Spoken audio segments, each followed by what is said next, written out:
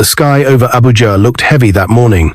Dark clouds pressed low, as if they wanted to touch the wide, tarred road that stretched endlessly ahead.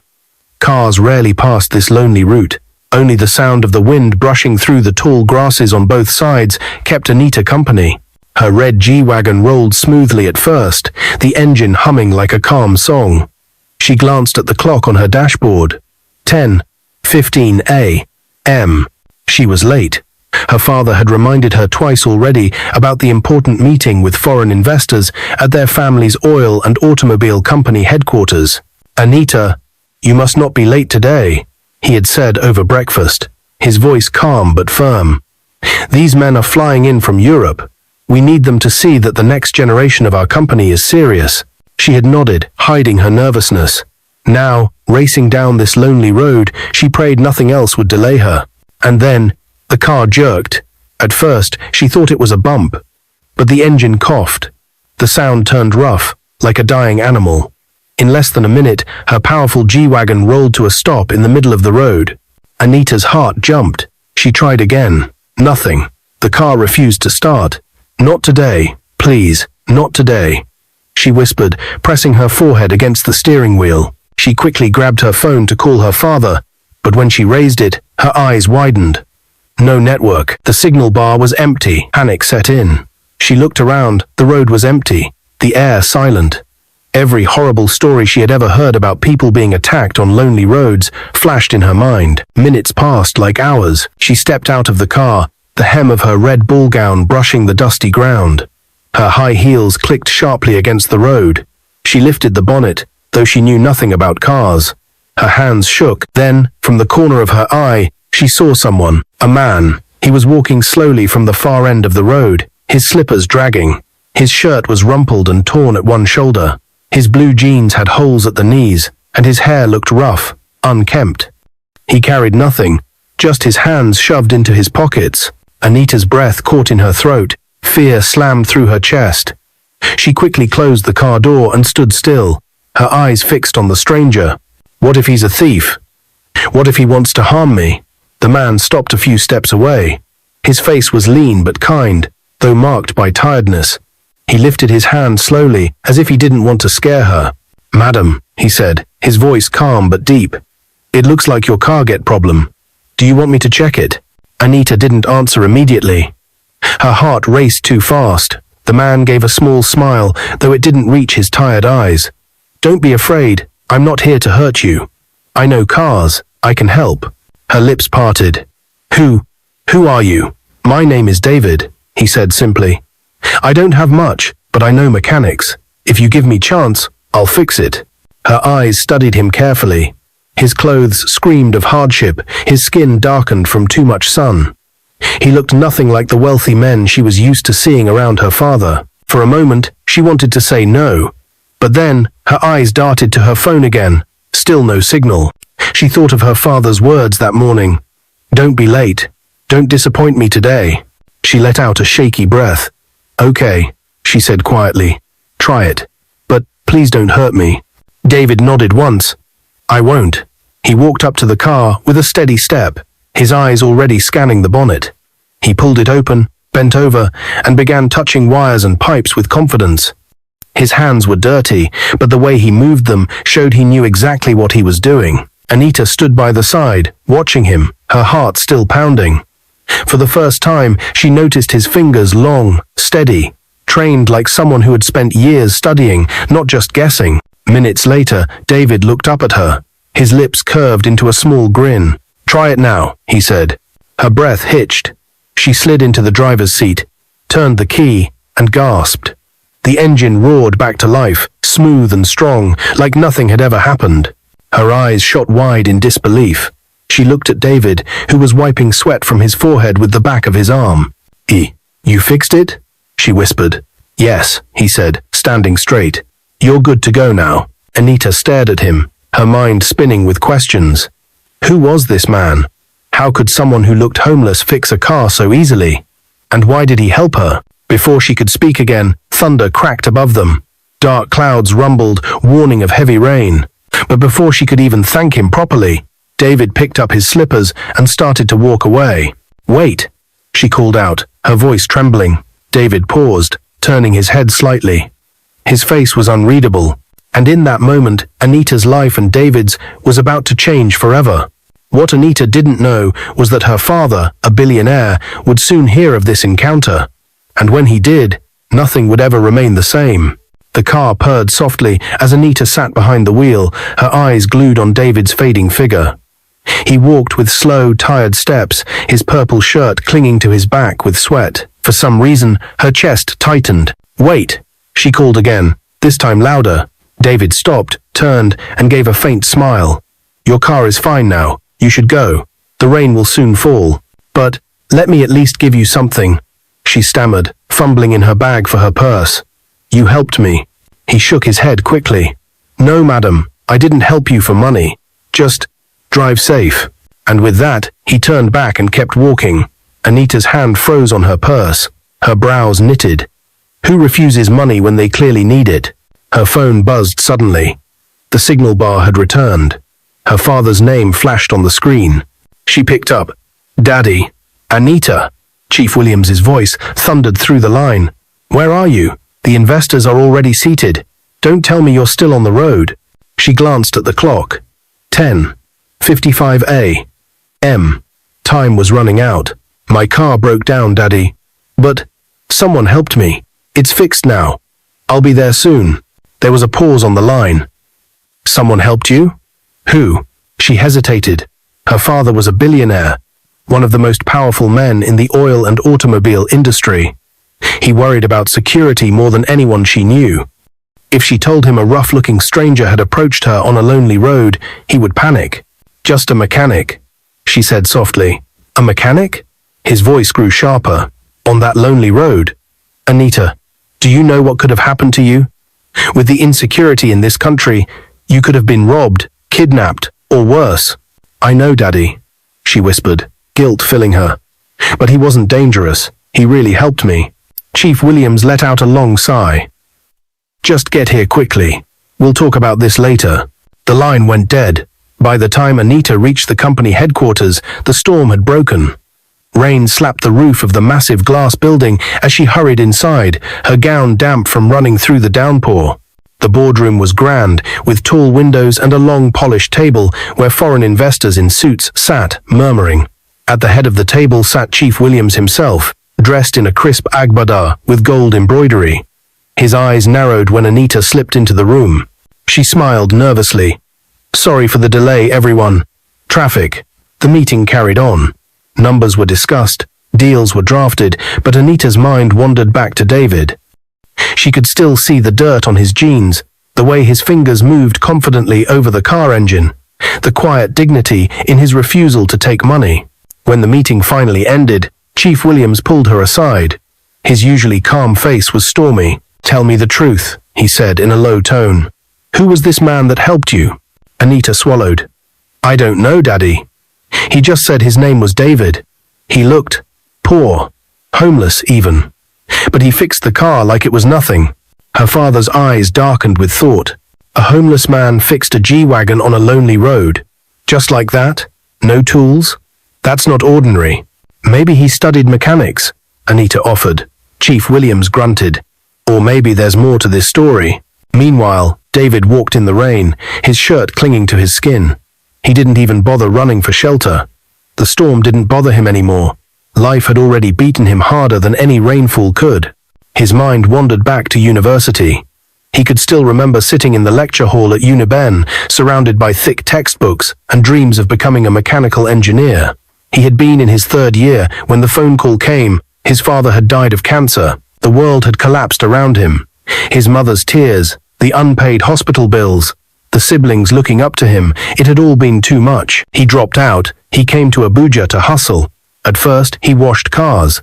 Then a small roadside mechanic took him in.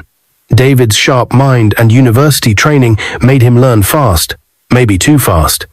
In a few months, he was diagnosing problems better than his boss. Customers started asking for him specifically. That was when the jealousy began.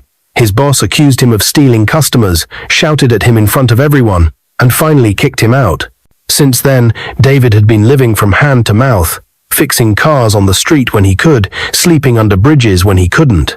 And today, he had fixed the car of a woman who didn't know her father was one of the richest men in the country. That night, Chief Williams couldn't sleep. He sat in his study, staring at the rain tapping against the window. A homeless man named David, he muttered to himself. On that lonely road, he leaned back in his chair. If what Anita says is true, then that man may have saved her life. She could have run into armed robbers. She could have been stranded for hours. Anything could have happened. He tapped his desk, his mind made up. Tomorrow, I will find this David, whoever he is. Anita, lying in her room, didn't know her father had already made a call to his security team to start searching the city for a homeless mechanic. And David, under a leaking bridge, wrapped himself in a thin cloth and tried to sleep, unaware that the richest man in Abuja was already looking for him. Morning sunlight spilled across Abuja, chasing away the night storm. At the massive Williams estate, guards were already moving in and out as Chief Williams stood on the balcony, his phone pressed to his ear. Check the underbridges, the mechanic workshops, the car washes. Look for a young man called David. He wears torn jeans, a purple shirt, hair rough. No house. Chief Williams instructed in a sharp tone. Yes, sir, his head of security replied. When he dropped the call, Anita walked in, dressed in a simple blue blouse and black trousers. Her eyes widened at the sight of her father, already dressed in his white agbada, his face set in determination. Daddy, you didn't sleep, she said softly. I couldn't, Chief Williams admitted. Do you understand what happened yesterday? You could have been stranded for hours in that storm, or worse. But one man, just one man helped you, and he asked for nothing. Anita nodded slowly. He didn't even want money. That's why I think he's different. Her father's eyes hardened. Exactly. And I want to know who he is. No good deed must go unrewarded. At the same time, David woke up under the concrete shelter of Berger Bridge. His body ached from the cold floor, but he stood, dusted his jeans, and stretched. All around him, other homeless men stirred, some coughing, some still asleep. He walked to a nearby roadside tap, splashed water on his face, and stared at his reflection in the metal. His beard was rough, his eyes weary, but deep inside, his heart still carried the fire of a dream he thought had died when his father passed away. He remembered the girl from yesterday, her red gown, her frightened eyes. He wondered if she had made it safely to wherever she was going, but he quickly shook off the thought. She was rich. He was nothing. They lived in two different worlds. David, a familiar voice called. He turned. It was Musa, another roadside mechanic. Workday for you. Man bring car. Say he no trust me. He want somebody sharp. I tell him you dey here. David smiled faintly. Where? Just down the road. Come quick. He grabbed his slippers and followed Musa, unaware that two black SUVs were parked a few streets away, watching.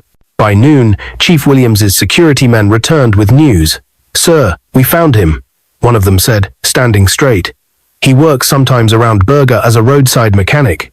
He sleeps under the bridge. Chief Williams leaned forward in his chair, his eyes sharp. Bring him to me, but don't frighten him. Tell him the chief wants to see him. The sold first fee. Yes, sir. Later that evening, David stood nervously in the Grand Williams mansion.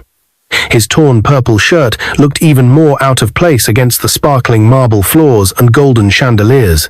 Two guards had picked him up, explaining gently that the chief wanted to thank him. Still, his heart raced. Why would a billionaire want to see me? Chief Williams entered the room, his presence commanding. He studied David carefully from head to toe. So, the chief said in his deep voice, you are the man who helped my daughter yesterday. David bowed slightly. Yes, sir. She was stranded. I just did what I could. You fixed a G-Wagon engine in minutes with no tools, the chief asked, suspicion in his tone. David hesitated. I studied mechanical engineering at Unibian, sir. I didn't graduate. My father died, and I had to drop out. I learned mechanic work from a roadside shop to survive. Chief Williams raised a brow. You studied engineering? Yes, sir. 3rd year. But after my father's death, things became hard. My mother and siblings needed help. I came to Abuja. I thought I could build something for myself. His voice cracked. But life didn't go as I hoped. Anita, who had been quietly watching from the corner, felt her chest tighten. His voice carried so much pain, so much honesty. Chief Williams leaned back in his chair, silent for a moment. Then he asked, "What was your father's name?" David blinked.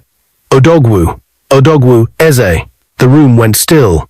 Chief Williams's eyes widened slightly, his grip tightening on the arm of his chair. For a second, his usually strong face looked shaken. Anita frowned. "Daddy, what is it?" Chief Williams swallowed hard, his gaze fixed on David. "Odogwu Eze was my old friend. We went to the same secondary school. He saved my life once, years ago." David's mouth fell open. "You knew my father?" Chief Williams's voice grew low. "Knew him? He was like a brother to me.